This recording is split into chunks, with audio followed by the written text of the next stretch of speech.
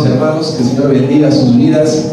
Es un privilegio, un placer poder nuevamente ser invitado a compartir la palabra. El pastor Iván está de viaje, está, ya camino retorno a Tarija, estado en Paraguay, y pues bueno, siempre es un gozo poder compartir, predicar, y espero que el Señor pueda ser glorificado también por medio de su palabra en esta mañana. Les voy a pedir que podamos ir a Romanos. Vamos a dar lectura de Romanos capítulo 7. Vamos a comenzar en Romanos 7 desde el verso 17 hasta el capítulo 8 verso 4. Romanos capítulo 7 desde el verso 17 hasta el capítulo de Romanos 8 versículo 4.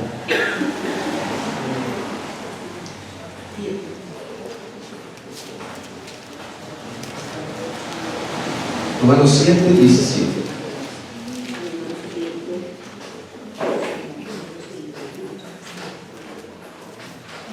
Dice la palabra del Señor: de manera que ya no soy yo quien hace aquello, sino el pecado que mora en mí. Y yo sé que en mí, esto es en mi carne, no mora el bien. Porque el querer el bien está en mí, pero no el hacerlo. Porque no hago el bien que quiero, sino el mal que no quiero, eso hago.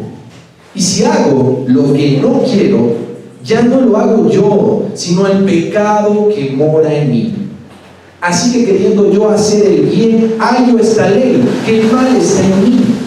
Porque según el hombre interior me deleito en la ley de Dios, pero veo otra ley en mis miembros, que se rebela contra la ley de mi mente y me lleva cautivo a la ley del pecado que está en mis miembros.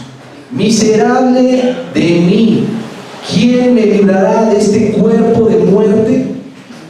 Gracias doy a Dios por Jesucristo, Señor nuestro. Así que yo mismo, con la mente, sirvo a la ley de Dios, mas con la carne a la ley del pecado. Ahora pues, ninguna condenación hay para los que están en Cristo Jesús, los que no andan conforme a la carne, sino conforme al Espíritu. Porque la ley del Espíritu de vida en Cristo me ha librado de la ley del pecado, de la muerte.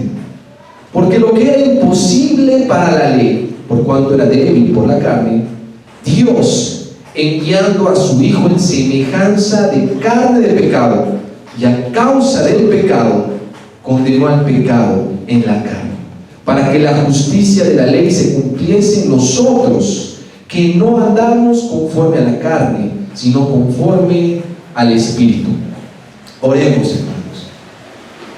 Amado Señor, te doy muchas gracias por tu palabra, Señor. Te pido que puedas utilizarme esta mañana para poder exponerla, para poder predicarla, Señor, y que permitas que mi pecado no sea un obstáculo, Señor, para que tú seas glorificado en esta mañana.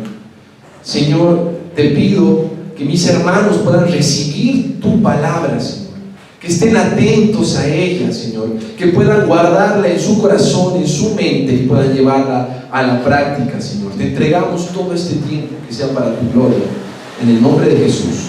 Amén.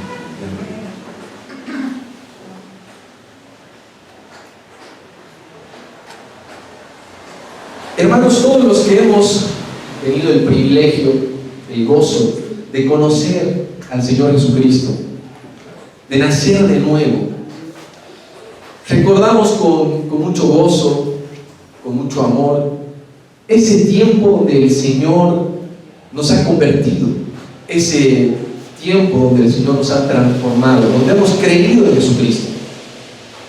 Cada uno de nosotros tiene un testimonio seguramente de cómo ha sido esa etapa y ese proceso. Y seguramente también podemos recordar con gozo el día de nuestro bautismo, ese día donde hemos reconocido nuestra fe públicamente, donde nos hemos sumergido en el agua como identificándonos con la muerte de Jesucristo, y después nos hemos levantado identificándonos también con la resurrección de Jesucristo para nueva vida. La nueva vida como creyentes es una vida muy distinta, muy diferente a la pasada manera de vivir. Pero hermanos, en nuestro caminar nos encontramos con una realidad que tal vez no esperábamos encontrar. Resulta que hay una parte de nosotros que todavía está bajo la influencia del pecado. El reconocido reformador Martín Lutero nos dejó una frase un tanto cómica, pero muy cierta a la vez. Él dice: pensé que el viejo hombre había muerto en las aguas del bautismo, pero descubrí que el infeliz sabía nadar. Ahora tengo que matarlo todos los días. El título de la prédica de hoy es El creyente y su pecado. El creyente y su pecado. Vamos a abarcar una porción extensa de las Escrituras.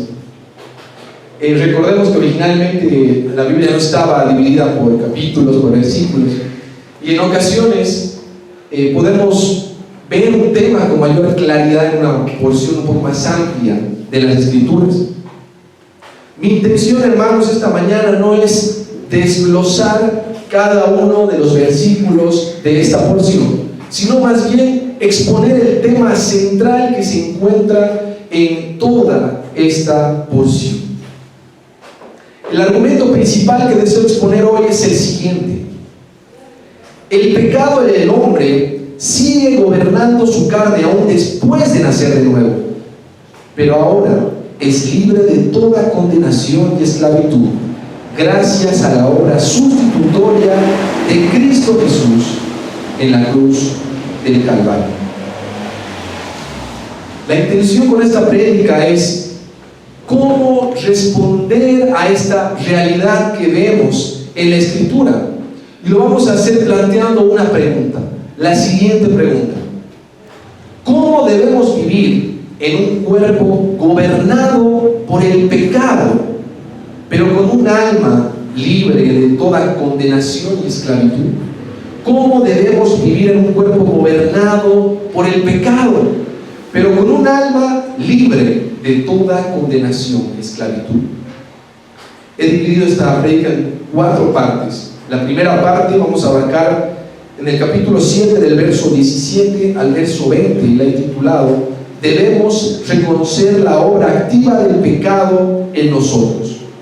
La segunda parte vamos a abarcar en el capítulo 7, del verso 21 al verso 24, y la he titulado: debemos reconocer nuestra debilidad en el cuerpo terrenal. La tercera parte, en el capítulo 7, desde el verso 25 hasta el capítulo 8, verso 2. Debemos vivir como libres de toda condenación en dependencia del Espíritu Santo. Y por último, la cuarta parte, en el capítulo 8, del verso 3 al verso 4, debemos recibir la justicia en la cruz de Cristo. Comenzamos con la primera parte. Debemos reconocer la obra activa del pecado en nosotros. Damos lectura del verso 17 hasta el verso 20. De manera que ya no soy yo quien hace aquello, sino el pecado que mora en mí. Y yo sé que en mí, esto es, en mi carne, no mora el bien. Porque el querer el bien está en mí, pero no el hacerlo. Porque no hago el bien que quiero, sino el mal que no quiero, eso hago. Y si hago lo que no quiero, ya no lo hago yo, sino el pecado que mora en mí. Hermanos, recordemos que es el apóstol Pablo el que está hablando aquí a los romanos. Y unos versos antes, él les decía de que no podemos cumplir la ley de Dios, porque la ley es espiritual, pero el hombre es carnal y está vendido al pecado. En toda esta porción nos está ilustrando, nos está enseñando cómo el pecado aún obra en la vida del creyente. En este punto, Pablo explica su realidad, pero también explica la realidad de todos los creyentes. Él está hablando en tiempo presente, no se refiere a su pasado antes de conocer a Cristo, se refiere a la actualidad. Pablo muestra que en ese punto de su vida, él tiene una clara intención y convicción de hacer lo correcto. Es decir, él tiene el deseo de no pecar y tiene claro que esa es su obligación y su deber, es su deseo. Pero al parecer Pablo nos muestra que a pesar del deseo de no pecar, él termina pecando, pero nos habla de un pecado que ya no es intencional, que es un pecado tal vez incluso inconsciente, un pecado que no se puede identificar con facilidad. Esta forma de pecar, esta manera de pecar, él la atribuye al pecado.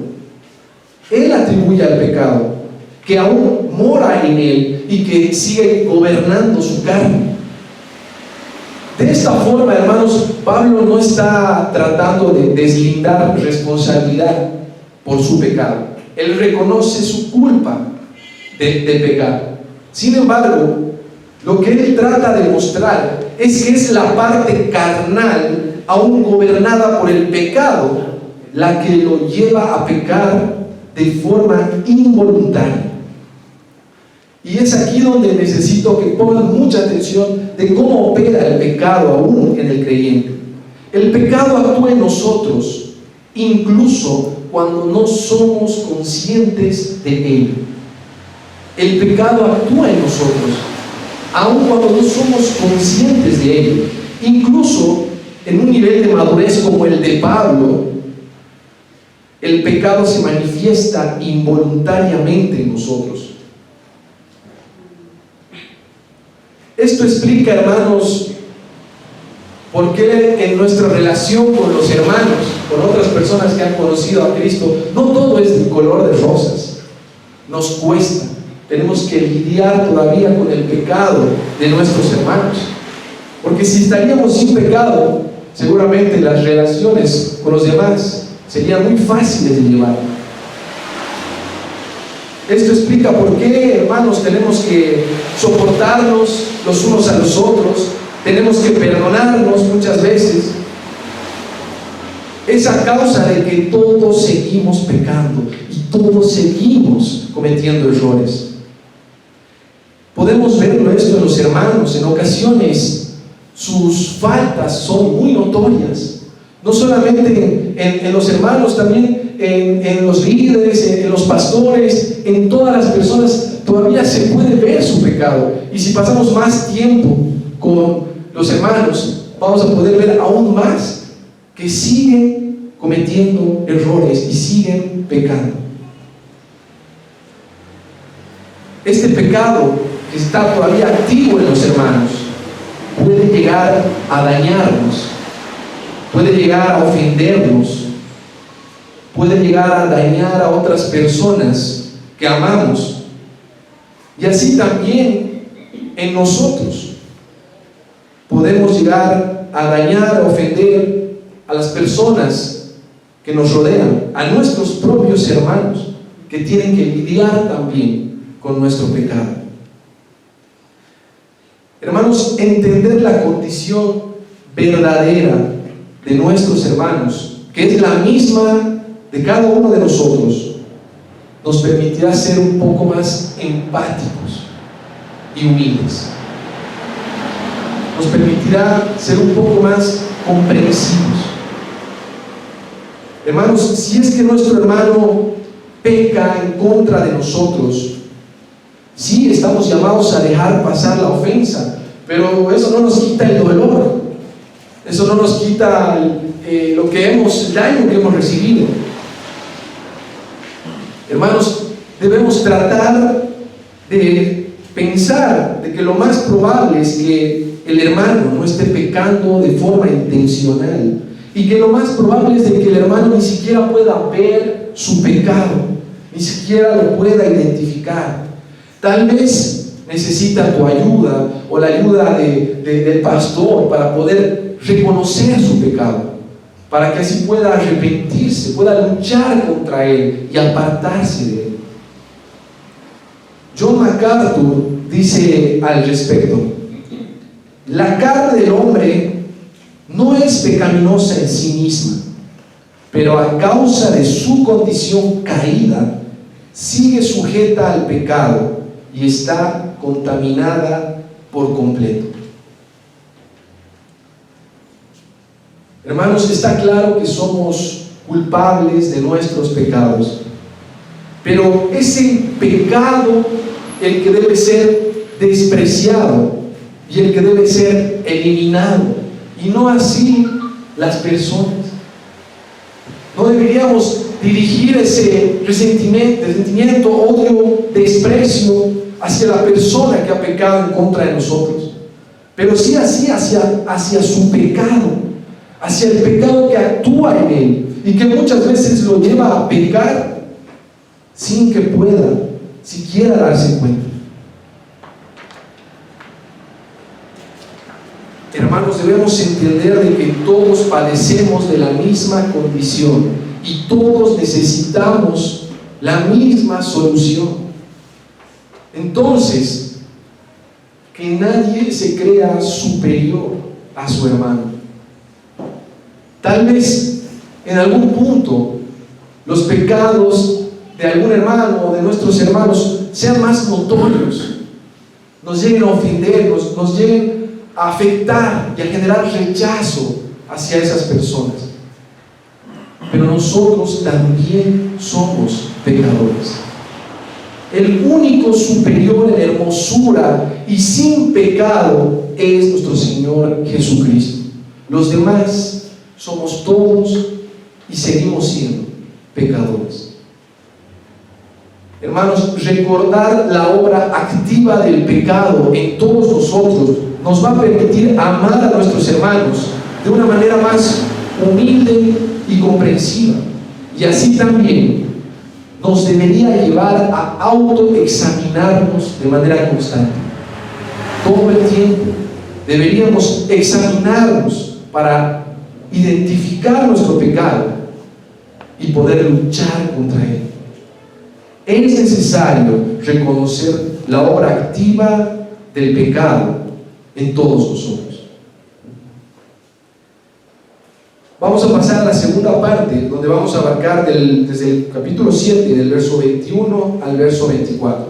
El título de la segunda parte es: debemos reconocer nuestra debilidad en el cuerpo terrenal. Debemos reconocer nuestra debilidad en el cuerpo terrenal.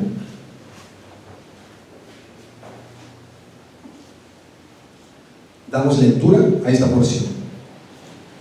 Así que, queriendo yo hacer el bien, hallo esta ley, que el mal está en mí, porque según el hombre interior me deleito en la ley de Dios, pero veo otra ley en mis miembros que se rebela contra la ley de mi mente y me lleva cautivo a la ley del pecado que está en mis miembros. Miserable de mí, ¿quién me librará de este cuerpo de muerte? Una vez más, el apóstol Pablo está hablando de su realidad en ese tiempo presente. Es decir, de su realidad aún después de haber sido convertido y de haber conocido a Jesucristo. Y él nos muestra que su realidad, es decir, en un creyente maduro, en un creyente que ha crecido en el Señor, hay una guerra que se lleva en su interior. Hay una guerra entre su mente, que busca obedecer a Dios y su carne que busca obedecer al pecado. Esta es la situación con la que debemos lidiar cada día de nuestras vidas. Pablo era un pecador igual que nosotros. De hecho, él se consideraba entre los pecadores el primero. Y muchas veces nosotros tendemos a diosificar a Pablo o a otros personajes de las Escrituras. Pero él también era un pecador. Seguramente sus pecados eran del tipo que nosotros consideramos pequeños, pero para él eran serios y seguramente una gran molestia. Algunos de estos pecados podrían ser, por ejemplo, la soberbia, malos pensamientos, ira desmedida, que seguramente no los practicaba de manera constante, pero en algún momento él pecaba. Cuando Pablo, por ejemplo, habla del aguijón en su carne, que muchas veces le pidió al Señor que se lo quite, es posible que esté hablando del pecado que obra en su carne. Y el Señor no se lo quita porque le dice que gracias a eso, Él se va a mantener humilde y en dependencia del Señor. Ese aguijón le ayudaba a ser humilde y a no envanecerse, a verse como débil delante del Señor. Y eso pasa, hermanos, con aquellos que pueden ver su pecado, que pueden ver y reconocer su pecado. Hermanos, así como Pablo seguía pecando, de igual forma todos los apóstoles en algún punto de seguro que también han continuado en pecado. Y una vez más, tal vez no el tipo de pecado que están pensando en este momento, sino pecados que para nosotros pueden ser pequeños, pero no lo son para el Señor. Y estoy seguro de que así como el Señor Jesucristo les había ordenado que oren a sus discípulos pidiendo perdón por sus pecados, así seguramente los apóstoles llegaban todos los días a los pies de Jesús a orar para pedir perdón y arrepentirse y confesar sus pecados. Hermanos, lo vuelvo a repetir, el único sin pecado y que siempre estuvo lleno del Espíritu Santo fue Jesucristo. Las demás personas fueron utilizadas por el Señor de formas maravillosas, pero aún siguieron siendo pecadores. Hermanos, tengamos cuidado con pensar que hemos llegado a un estado espiritual donde ya somos prácticamente infalibles, donde hemos dominado por completo al pecado y donde estamos en un estado espiritual constante. Cuidado con dejar de desconfiar de uno mismo. Cuidado con dejar de vernos como débiles a causa del pecado. Aquellos ciegos a su pecado también caminan a ciegas en su vida cristiana. No se dan cuenta cuándo es su pecado el que los guía y cuándo puede ser Dios el que los guía. No tienen una manera de discernir su camino porque no pueden ver su pecado. No importa, hermanos, que practiquemos muchas disciplinas espirituales, que tal vez algunos pasen horas en oración, en ayunos, que estén ofrendando, que estén sirviendo. No importa, hermanos, porque los fariseos también hacían todo eso. Los fariseos eran llamados hipócritas y su corazón estaba lejos de Dios porque no podían reconocer su pecado, pero sí podían reconocer el pecado de los demás, pero el suyo estaba oculto para ellos.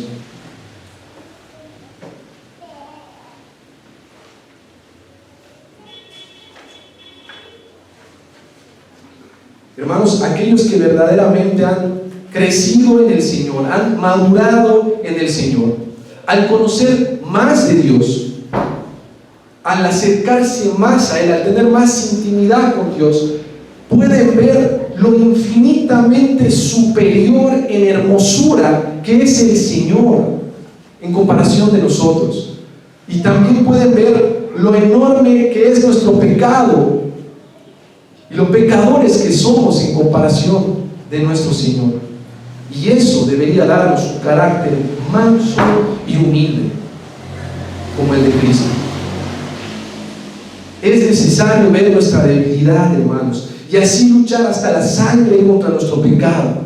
Es necesario reconocer nuestro pecado, confesar nuestro pecado y pedir ayuda a Dios para poder apartarnos de Él. Esto es lo único que nos va a llevar a crecer en santidad. Ese es el camino hacia la madurez. Este proceso no se va a terminar nunca. Es algo que debemos hacer de manera constante, no importa en qué etapa estemos. Esto aplica para todos, para incluso líderes, pastores, para todos, para los hermanos que tienen muchos años en la fe.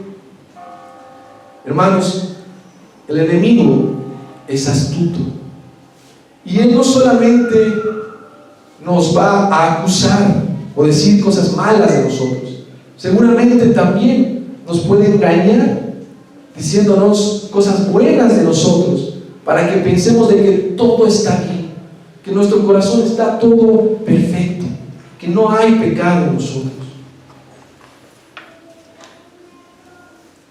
No te creas fuerte en ninguna etapa de tu vida cristiana. Por eso la palabra del Señor nos dice: el que crea que esté firme, tenga cuidado, no sea que caiga. Es necesario reconocer nuestra debilidad en nuestro cuerpo terrenal. Vamos a pasar a la tercera parte, donde vamos a comenzar el capítulo 7, verso 25, y vamos a avanzar hasta el capítulo 8, verso 2. El título de esta porción: debemos vivir como libres de toda condenación, en dependencia del Espíritu Santo. Debemos vivir como libres de toda condenación, en dependencia del Espíritu Santo.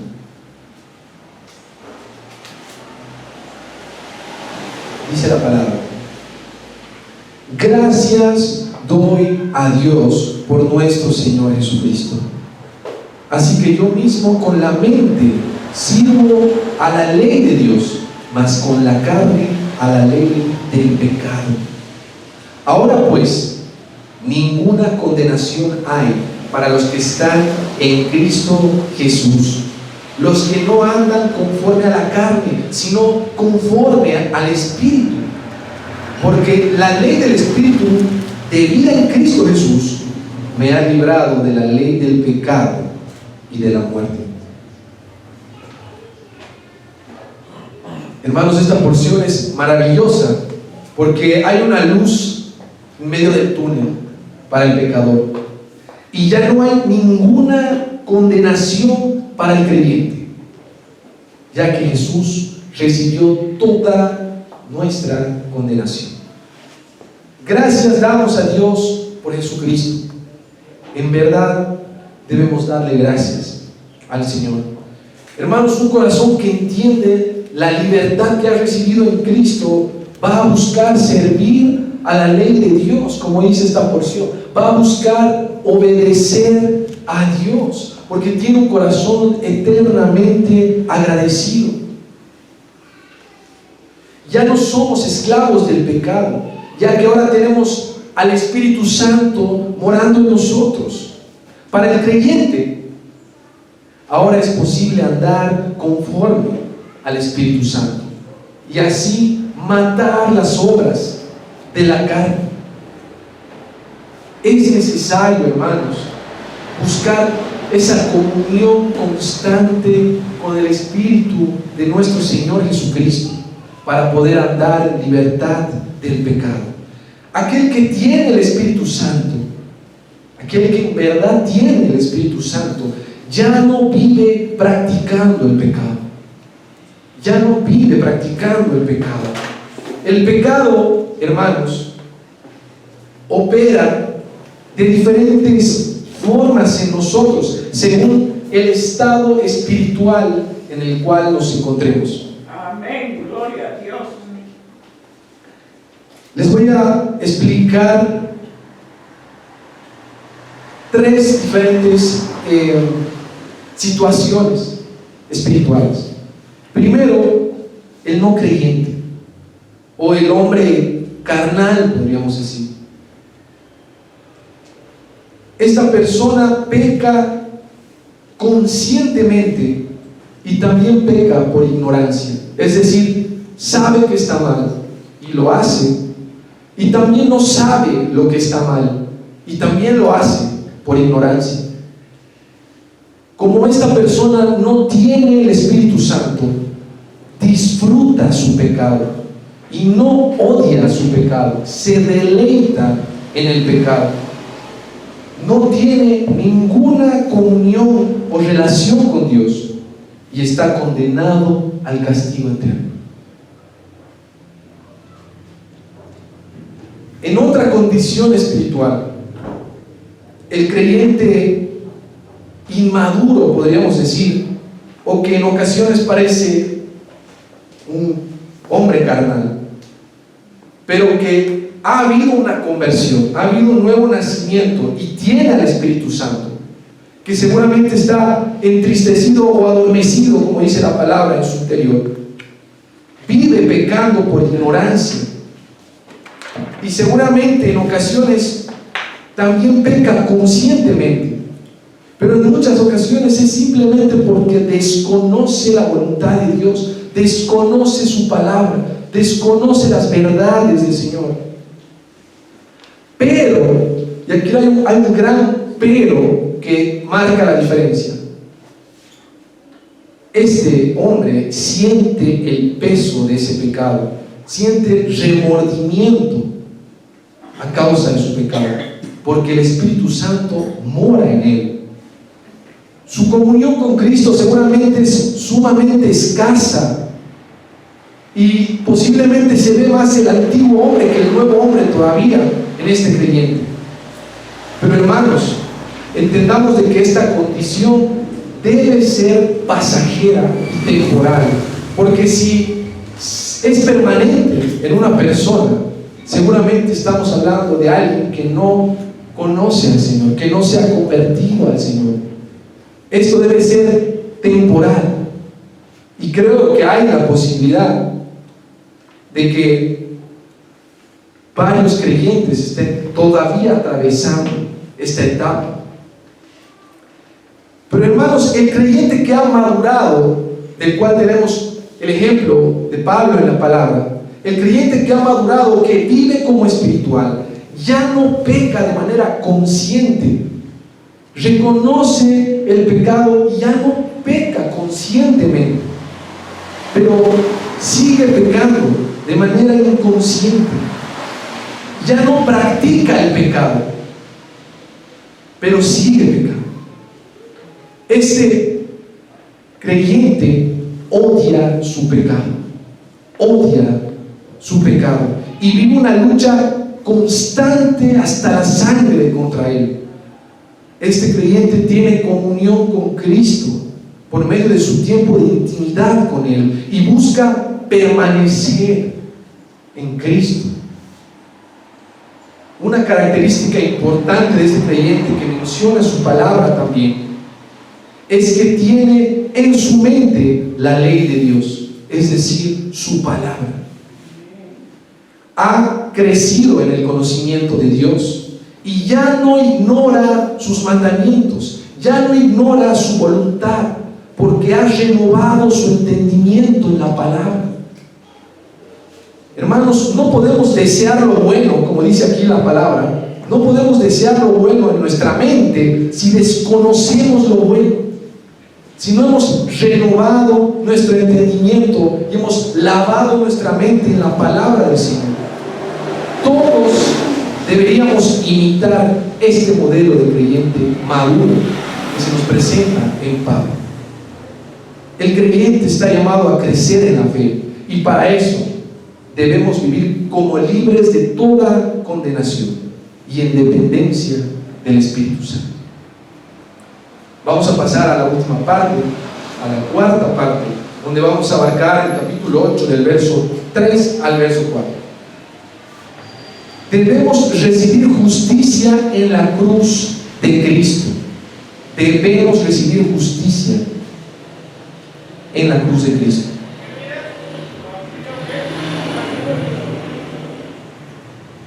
Damos lectura. Porque lo que era imposible para la ley, por cuanto era débil por la carne, Dios, enviando a su Hijo en semejanza de carne de pecado, y a causa del pecado, condenó al pecado en la carne, para que la justicia de la ley se cumpliese en nosotros, que no andamos conforme a la carne, sino conforme al Espíritu. Amén.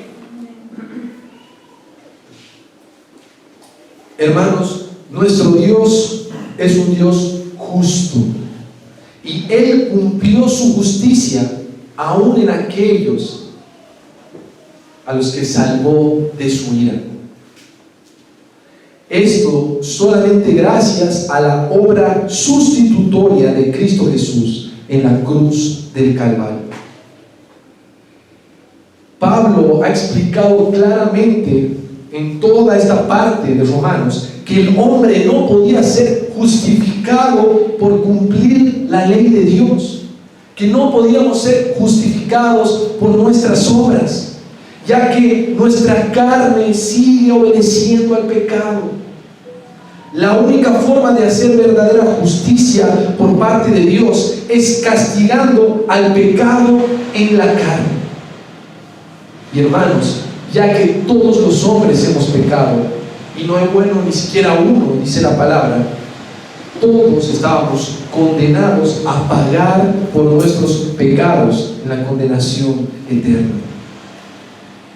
Hermanos, es a causa de la gravedad del estado del hombre pecador que Dios envía a su Hijo en semejanza de carne de pecado. Esto es una carne, un cuerpo como el del hombre, pero sin pecado, libre del pecado. De esta forma, no tenía pecado propio, el cual debía pagar. De esta forma, esta carne del Hijo de Dios podía cargar con los pecados de otros, y el único inocente podía llevar el castigo de los culpables.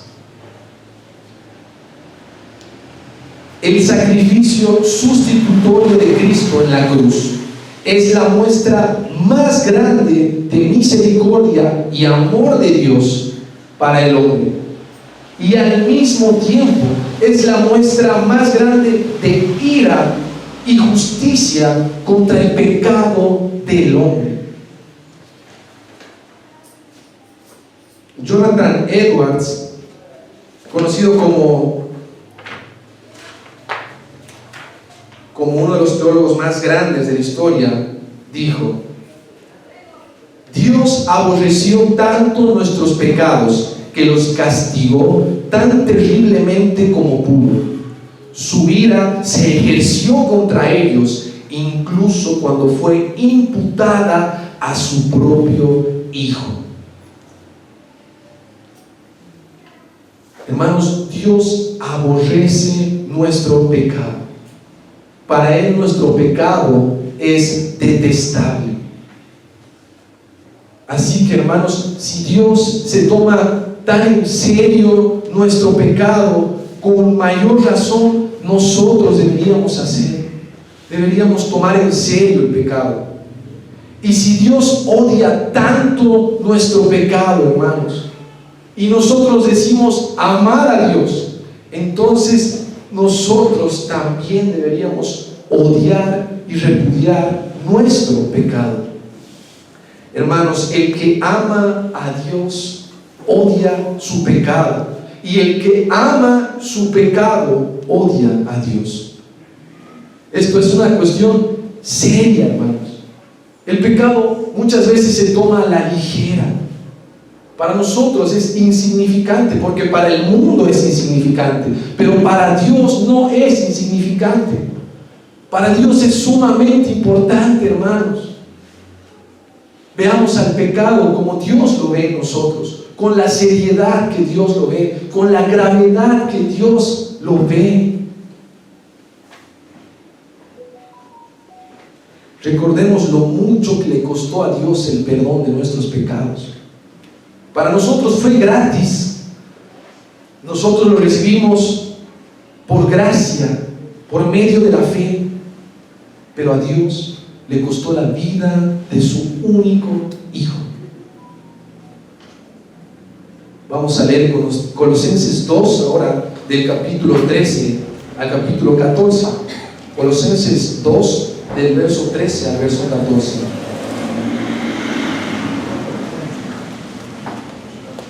Dice la palabra en Colosenses 2, del verso 13 al verso 14.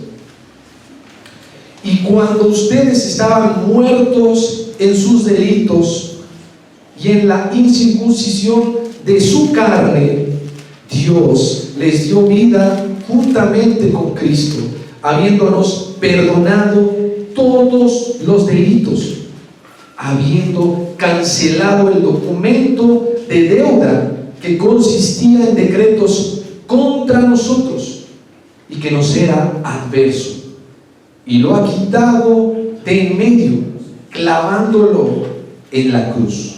Y lo ha quitado de en medio, clavándolo en la cruz.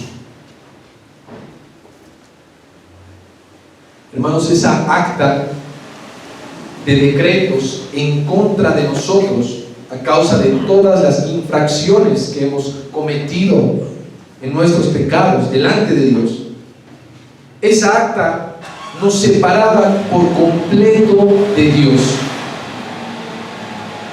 Y Dios tomó esa acta y se la transfirió a la cuenta de Jesucristo, nuestra acta. A eso lo conocemos como la imputación de nuestros pecados a Cristo. Pero hermanos, no solo transfirió los pecados a Jesús, sino que después castigó con todo el peso de su ira cada uno de nuestros pecados en la cruz del Calvario. Él hizo justicia en Cristo Jesús y después nos transfirió esa justicia a nosotros. Por eso Cristo es nuestra justicia. Ese fue el costo, hermanos, del perdón de nuestros pecados y el costo de la adopción como hijos de Dios. Voy a tratar de explicarlo por medio de una ilustración. Imaginen, hermanos, que en este papel, que este papel es el acta de decretos en contra de nosotros, pero de cada uno de nosotros. Imagina que aquí está todo lo que tú debes a Dios a causa de cada una de las transgresiones que has cometido en toda tu vida. Este es el acta de decretos del hermano Nelson. Aquí está el acta de decretos en contra de Miguel, y así podemos continuar. La de cada uno de nosotros. La Escritura dice de que esta acta y que el pecado debía ser castigado en la carne. Así que lo que correspondía era de que esto sea, en el caso del hermano Nelson, por ejemplo, sea castigado en el hermano Nelson, y así en cada uno de nosotros. Pero lo que hizo Dios fue tomar esta acta, colocarla en su Hijo Jesucristo y clavarla en la cruz del Calvario. Y así todas y cada una de las personas que han puesto su fe en Jesucristo, las ha puesto en Cristo, las ha clavado en la cruz, y ya no hay más esa acta que nos separaba de Dios, esa acta de decretos que creaba un abismo entre nosotros y Dios. Dios ha castigado cada uno de esos pecados en la carne de su Hijo, y fue su Hijo el que derramó su sangre en lugar de nosotros. entendamos lo que Dios hizo en la cruz del Calvario. Él hizo justicia en Cristo. Mas Él herido fue por nuestras rebeliones, molido por nuestros pecados. El castigo de nuestra paz fue sobre Él, y por su llaga fuimos nosotros curados. Esto está en Isaías 53:5.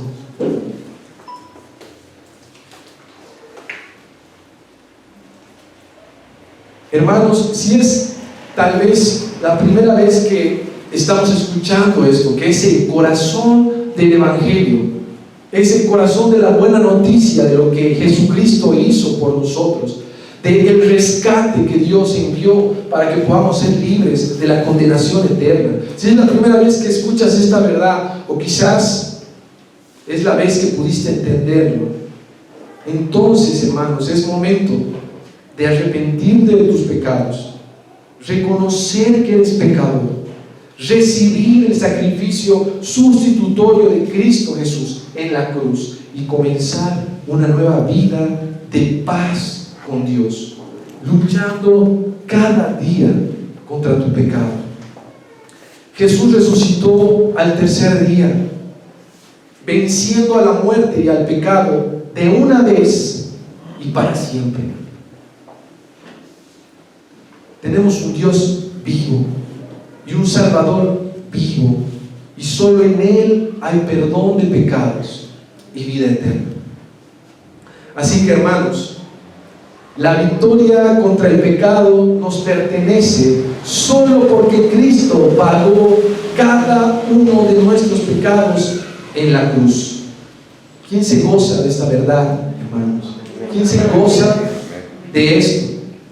Como conclusión, hermanos, a la pregunta que habíamos planteado, ¿cómo debemos vivir en un cuerpo gobernado por el pecado, pero con un alma libre de toda condenación y esclavitud? 4 respuestas a modo de aplicación. En primer lugar, reconoce la obra activa del pecado en tu vida. Esto te permitirá identificar tu pecado y luchar contra él, viviendo en humildad. En segundo lugar, reconoce tu debilidad al pecado y que en tu carne estás siempre expuesto a caer. Esto te permitirá estar alerta y atento también a los ataques del enemigo. En tercer lugar, vive una vida de agradecimiento a Dios por Cristo Jesús, buscando depender del Espíritu Santo. Esto te permitirá crecer en santidad y madurez espiritual. Y por último, busca la justicia que viene de Dios y no de tus obras, las cuales la justicia se encuentra solamente en Cristo Jesús. Recordemos esto para siempre, hermanos. El pecado del hombre sigue gobernando su cuerpo, aún después de nacer de nuevo, pero ahora es libre de toda condenación y esclavitud, gracias a la obra sustitutoria de Cristo en la cruz del Calvario. Oremos, hermanos.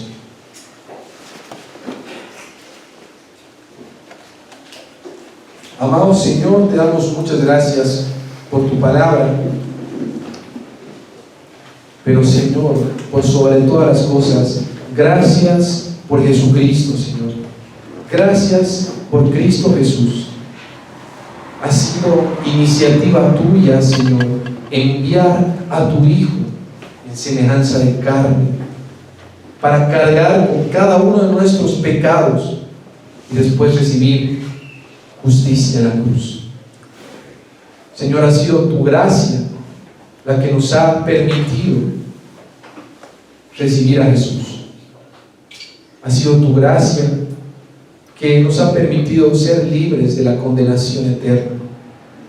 Ayúdanos a recordar que para ti no fue gratis, Señor, que para ti fue un alto precio que tuviste que pagar. Ayúdanos a vivir en gratitud. Ayúdanos a vivir reconociendo que el pecado todavía mora en nosotros, Señor. Permítenos verlo. Permítenos arrepentirnos de él. Y ayúdanos a pelear contra nuestro pecado. Tú eres digno, Señor, de que nosotros busquemos todos los días crecer en santidad, Señor. Tú odias el pecado. Nosotros debemos odiar el pecado. Ayúdanos, Señor, a obedecer tu palabra. Llena nuestra mente, Señor, de tu ley, de tus mandamientos, de tu voluntad, y danos lo que se necesita para poder obedecer. Te entregamos este día, este tiempo, y te pedimos que tu palabra penetre como espada de doble filo en lo más profundo de nuestro corazón y podamos vivirla. En el nombre de Jesús. Amén.